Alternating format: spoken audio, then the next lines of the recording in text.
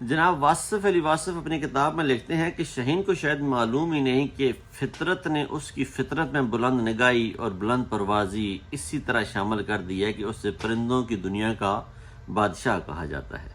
اس کے برعکس فطرت نے گرگس کی بلند پروازی تو دی ہے، لیکن پست نگاہی کا یہ عالم ہے کہ گدھ کی خوراک مردار ہی ہوتا ہے۔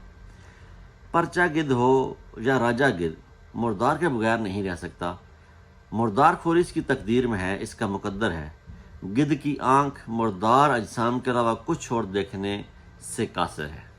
تو کیا خوب آج کے سیاسی حالات کا موازنہ کیا جا سکتا ہے اس پیراگراف سے واصف علی واصف کے، کہ مسلم لیگ نون کو عمران خان کی پوری دنیا اس وقت معترف ہے، لیکن ہمیشہ وہ اپنے کردار کے مطابق، اپنی پست نگاہی کے مطابق صرف اور صرف وہ گند جو جھوٹ کے علاوہ کچھ بھی نہیں ہوتا عمران خان کی ذات سے منسوب کرتے ہیں۔ اس میں عائشہ گل الہی آئی، اس میں ریام خان آئی، اس میں یہ سیٹا وائٹ کے بچوں کے ماموں بنے، واٹ ایور یہ لے کے آئے، کچھ بھی نہیں نکلا۔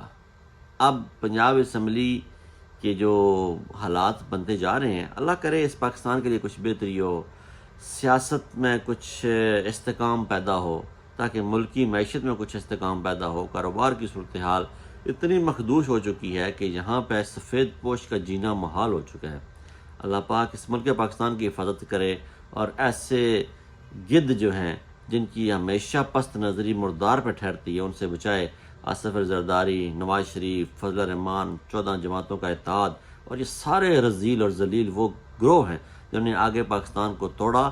یہ وہ آپ اقلیت والے لوگ ہیں جنہوں نے اپنی اقلیت کو بچانے کے لیے آگے پاکستان کی قربانی دی اور بنگلہ دیش بنا، اور آج یہی اقلیت پھر کا ٹولہ اکٹھا ہو کے پاکستان کو توڑنے کا خواب دیکھ رہے ہیں۔ اللہ پاک اس پاکستان کی حفاظت کرے، ہماری نسلوں کی حفاظت کرے، ہمارے کاروبار کی حفاظت کرے، ہمارے معاش کی حفاظت کرے، اسی میں پاکستان کی بقا ہے کہ پاکستان سے پیار کرے۔